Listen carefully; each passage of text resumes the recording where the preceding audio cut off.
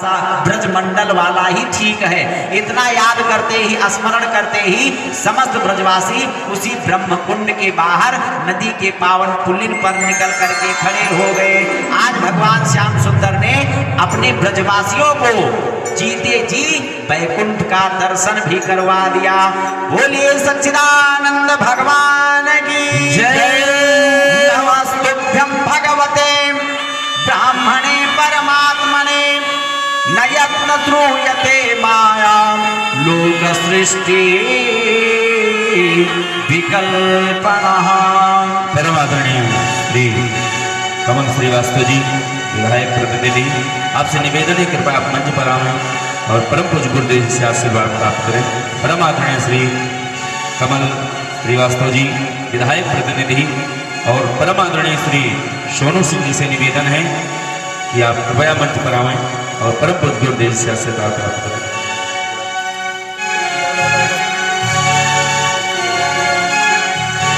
और परम आदरणीय श्री मृत्युंजय सिंह जी, आपसे निवेदन कृपया मंच पर आएं, परम पूज्य गुरुदेव से आशीर्वाद प्राप्त करें। परम आदरणीय श्री दिवाकर सिंह जी, आपसे निवेदन कृपया मंच पर आएं, परम पूज्य गुरुदेव से आशीर्वाद प्राप्त करें।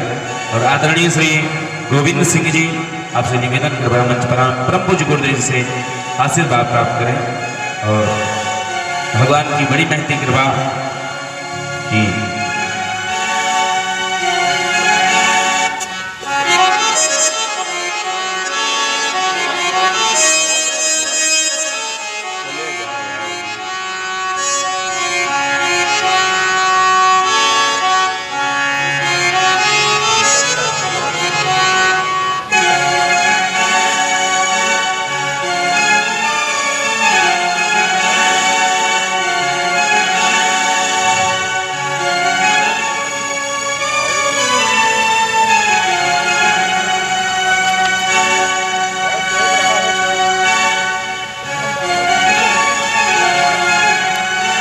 बोली वृंदावन बिहारी लाल की जय हो, सारे सरकार की जय हो।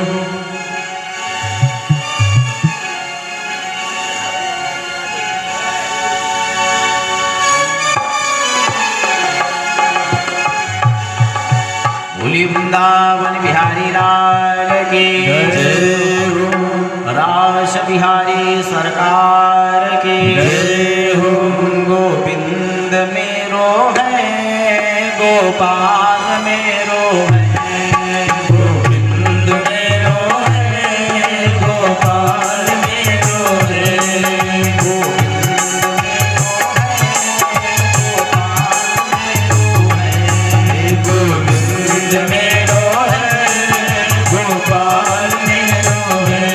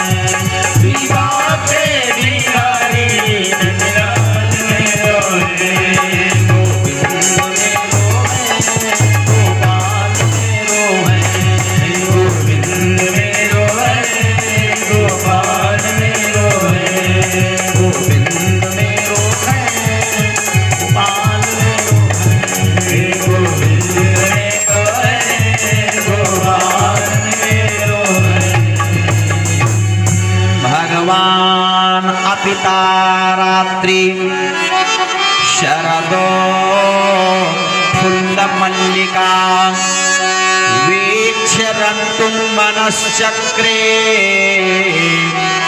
योगमायामुपाश्रितः।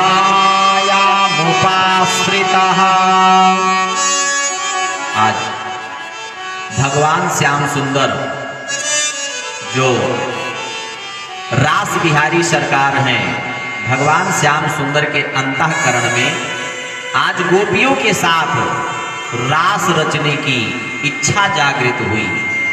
देखिए, महारास की लीला साधारण लीला नहीं है। बोली भक्तवत्सल भगवान की जय हो, बोली रास बिहारी सरकार की जय हो। तो भैया इधर थोड़ा ध्यान केंद्रित करें। बोली वृंदावन बिहारी लाल की जय हो। भगवान अपिता रात्रि शरदोत्फुल्ल मल्लिका, शरद पूर्णिमा की रात्रि है। अच्छा, जो पूर्णिमा की रात्रि होती है ये मन को अत्यधिक चलायमान करने वाला समय होता है। तो और समय भी कितना सुंदर, ना तो अत्यधिक गर्मी का समय है और ना ही अत्यधिक ठंडी का समय है। शरद पूर्णिमा की रात्रि है और शरद पूर्णिमा की रात्रि में जो नदियों का जल भी मटमैला होता है भाद्रपद इत्यादि के समय में, वो शरद पूर्णिमा के करीब पहुंचते पहुंचते जल भी बिल्कुल निर्मल हो जाता है और सुंदर सुंदर लताओं में, सुंदर सुंदर उपवन में पुष्प आदि पल्लवित पुष्पित होने लगते हैं। और ऐसे पावन पुनीत अवसर पर, यमुना जी के पावन पुलिन पर भगवान श्याम सुंदर रात्रि के समय में, भगवान अपिता रात्रि के समय में अपने बांसुरी पर योग माया का आश्रय लेकर के क्लीन शब्द उस बांसुरी में पिरोया और ज्यों बंसी निनाद किया कि वो बंसी की प्यारी ध्वनि, इतनी सुंदर ध्वनि कि वो ध्वनि आज मात्र उन्हीं गोपियों के कर्णरंध्रों को स्पर्श कर रही है, जिन गोपियों ने भगवान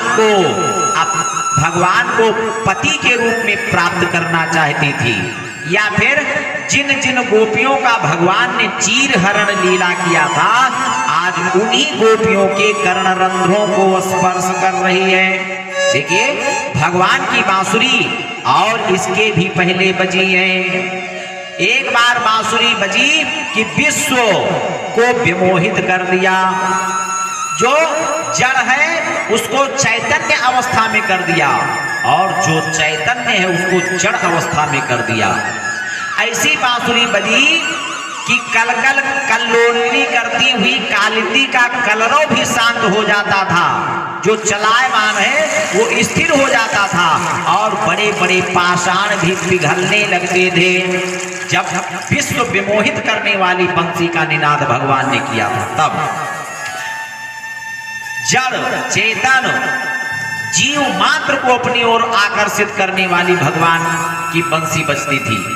लेकिन आज क्लीम शब्द ऐसा पिरो करके बांसुरी का निनाद किया कि वो बंसी की ध्वनि आज उन्हीं गोपियों के कर्णरंध्रों को स्पर्श कर रही, जिनके साथ भगवान रास करना चाहते हैं। अच्छा, रास कौन करने जा रहा है? इस लीला को करने से पहले, लिखने से पहले वेद व्यास जी ने लिख दिया कि ये रास कौन करने जा रहा है। तो कह दिया कि भगवान। ये कोई साधारण पुरुष रास करने नहीं जा रहा। कौन करने जा रहा है?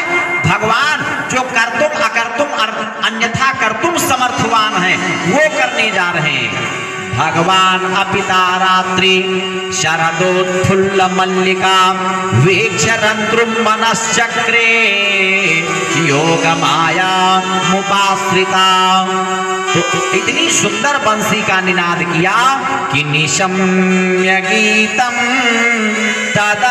तदनंगवर्धनम ब्रज स्त्रियः कृष्ण ग्रहीत मानसा। जो ही गोपियों के कर्ण रंध्रों तक ये आवाज पहुंची कि चेतना चित्त आज उस चित्तचोर के चरणों में जा चिपका। कृष्ण ग्रहीत मानसा होते ही गोपियां अपने अपने शरीर का भान नहीं, ज्ञान नहीं, जो गोपियां जो भी कार्य कर रही थी उस कार्य को वहीं पर विराम दे दिया और दौड़ पड़ी भगवान श्याम सुंदर की ओर। कोई गोपी चूल्हे पर कुछ आइटम बना रही थी, हलवा बना रही थी, सो हलवा की कलछी लेकर दौड़ पड़ी। कोई गोपी एक नेत्र में कोई श्रृंगार कर रही थी, एक नेत्र में अंजन लगाया, काजल लगाया, दूसरे में लगाना ही भूल गई, दौड़ पड़ी भगवान की ओर। कोई गोपी वस्त्राभूषण धारण कर रही थी, तो इधर के वस्त्र उधर, ऊपर के नीचे, नीचे के ऊपर इत्यादि वस्त्रों को धारण करके निकल पड़ी। कोई घर वाले रोकने का प्रयास कर रहे हैं तो किसी भी प्रकार रुकना ही नहीं चाहती। आज जैसे नदियों, भाई प्रियतम से मिलने के लिए, प्रियतमा अर्थात समुद्र से मिलने के लिए नदियां कितनी लालायित रहती हैं। कोई भी बांध लगाएगा तो ज्यादा प्रयास नहीं करेंगी आपके बांध से लड़ने की, मार्ग बदल देंगी कि कौन इस झाम में हमें नहीं पड़ना। बांध लगा रहे हो आप, मार्ग अवरुद्ध कर रहे हो तो हमको आपसे टकराना नहीं है, लड़ना नहीं है, मार्ग बदल देती हैं और सीधा ध्यान मात्र वहीं पर रहता जहां पर प्रियतम अर्थात समुद्र है, सागर है। उनका एक ध्येय है कि अपने प्रियतम समुद्र से मिलना, नदियों का। आज वही स्थिति, जो भी गोपियों को रोकने का प्रयास करता है तो टकराती नहीं है, मार्ग बदल करके निकल जाती है। किसी गोपी को तो बिल्कुल जाने ही नहीं दिया घर वालों ने, तो घर वाले ने नहीं जाने दिया तो एकांत में बैठकर उस गोपी ने एकाग्र चित्त होकर के, ना तन से तो मन से ही सही, आज मन से मनोरथ पर सवार होकर के पहुंच गई। जो गोपियां डायरेक्ट जा रही उनसे पहले पहुंच गई। अब जब समस्त गोपियां पहुंच गई भगवान के आसपास, अभी एक गोपी नहीं आई। और वो गोपी कौन है? स्वयं भगवती राधा रानी सरकार अभी नहीं आई। इसलिए भगवान समस्त गोपियों से इधर उधर के प्रश्न में उलझा रहे हैं। गोपियां, स्वागतम वो महाभागा, आइए आइए समस्त गोपियां, आपका स्वागत है इस यमुना जी के पावन पुलिन पर। स्वागतम वो महाभागा, प्रियम किम करवाणि वहा, ब्रजस्यानामयं कश्चित् ब्रूतागमन कारणम। कहा है गोपियों, आइए आइए, आपका स्वागत है, लेकिन रात्रि का समय है, चारों ओर से जंगल का माहौल है, यमुना जी का पावन पुलिन है, इधर उधर वृक्ष लताएं चारों ओर से घेर रखे हैं, और ऐसे रात्रि के समय में आप लोग क्यों आई हैं? ब्रूता गमन कारणम, अपने यहाँ आगमन का कारण तो बताओ।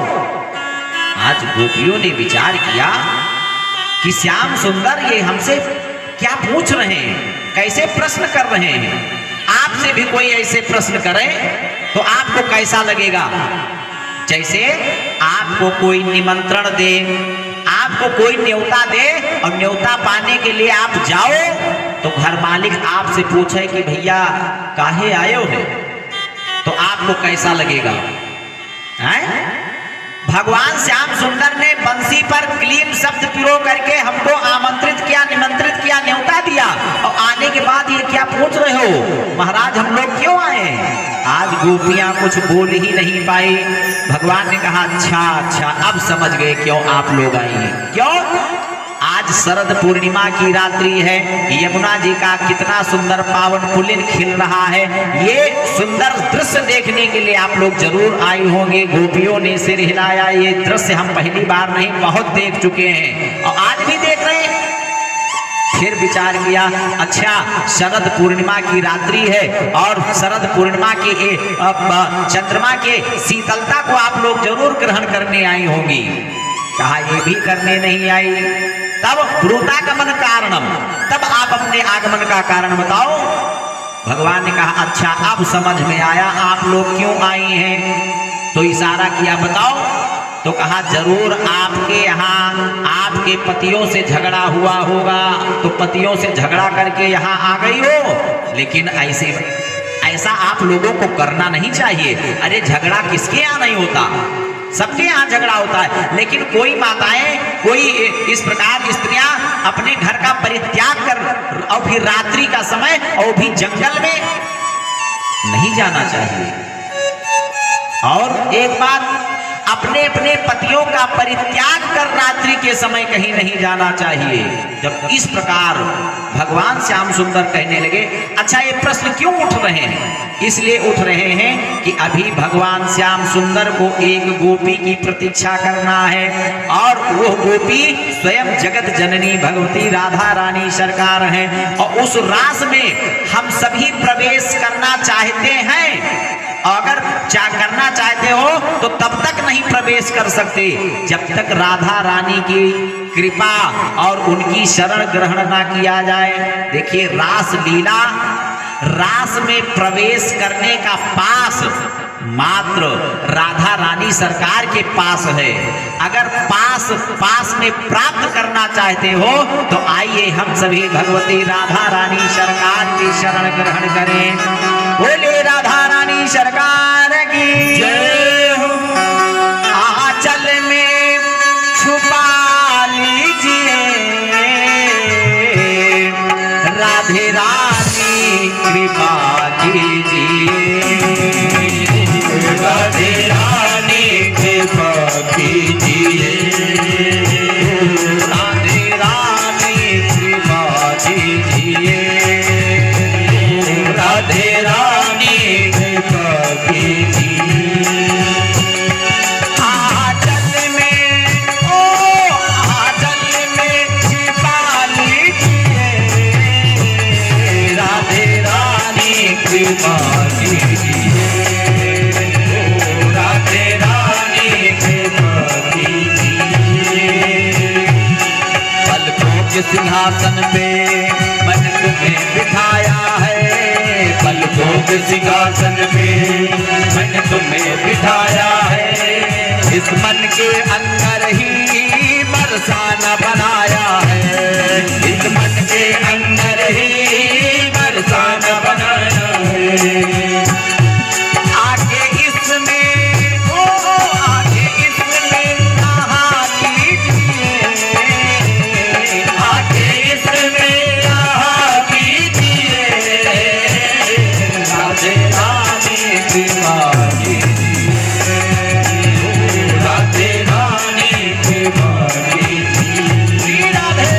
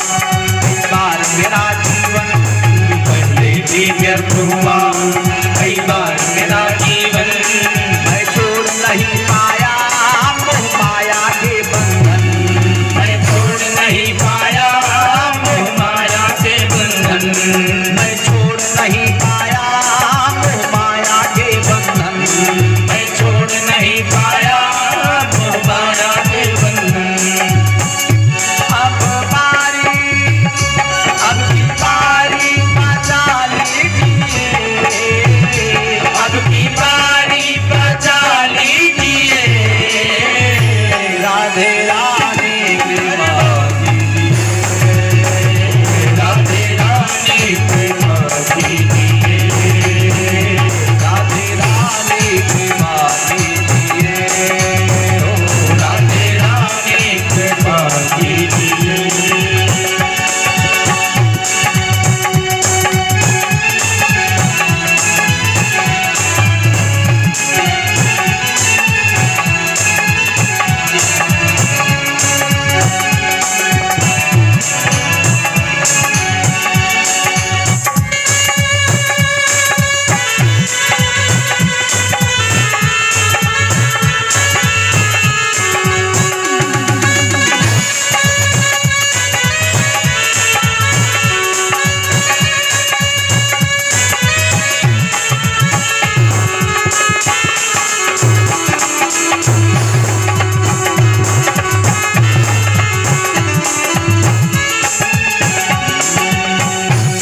कोई पाप कर्म राधे मेरे सामने आए ना, कोई पाप कर्म राधे मेरे सामने आए ना, कोई पाप कर्म राधे मेरे सामने आए ना, कोई पाप कर्म राधे मेरे सामने आए ना, जब जब तेरा भजन करूं माया ये सताए ना, जब जब तेरा भजन करो माया ये सताए ना, जब जब तेरा भजन करूं माया ये सताए ना, जब जब तेरा भजन करो माया ये सताए ना। सच्ची भक्ति का वर दीजिए, सच्ची भक्ति का वर दीजिए, राधे रानी कृपा कीजिए, राधे रानी कृपा कीजिए, राधे रानी कृपा कीजिए, राधे रानी कृपा कीजिए। आंचल में छिपा लीजिए, आंचल में छिपा लीजिए, राधे रानी कृपा कीजिए, राधे रानी कृपा कीजिए, राधे रानी कृपा कीजिए, राधे रानी कृपा कीजिए। आज गोपियों ने कहा कि श्याम सुंदर एक प्रश्न का उत्तर आप दे दें। कहा क्या?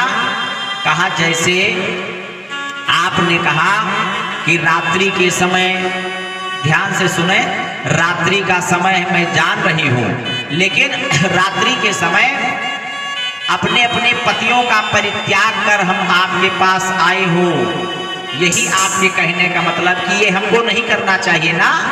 भगवान ने कहा हाँ बिल्कुल। तो कहा हमने वही किया जो शास्त्र संबद्ध है। तो कहा कैसे?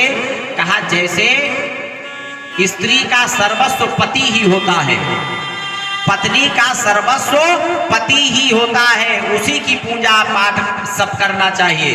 तो कहा हाँ सही है। तो जैसे किसी का पति परदेश चला गया हो, तब उस पत्नी को किसकी पूजा करनी चाहिए? तो भगवान ने कहा भाई उसका कोई प्रतिबिंब हो, फोटो हो, अपने पूजन स्थल पर सजा ले और उसी की पूजा करें, वही लाभ मिलेगा जो साक्षात सेवा का लाभ, जो साक्षात पूजन का लाभ मिलता है। अच्छा, जैसे वो स्त्री उस फोटो की पूजा कर रही है, पति परदेश में रहता, फोटो की पूजा कर रही है, और उस समय किसी भी प्रकार का विघ्न सामने आवे तो ठुकरा देना चाहिए। अब जैसे वो स्त्री फोटो की पूजा कर रही है और पूजा करते करते उसका पति परदेश से वापस आ गया, दरवाजे पर कुंडी खटखटा रहा है, तो उस स्त्री को क्या करना चाहिए? तो भगवान ने कहा भाई जब साक्षात पति आ ही गया दरवाजे पर, तो फिर फोटो की पूजा करने से क्या लाभ? जाए कुंडी खोले, दरवाजा खोले और साक्षात पति की पूजा प्रारंभ कर दे। तो आज गोपियों ने कहा कि हम लोगों ने वही तो किया, हमारे साक्षात पति सम्मुख आ गए, तो फोटो की पूजा करने से क्या लाभ? साहब वो जो घर में जिनको हम छोड़ करके आ रही हूँ वो सब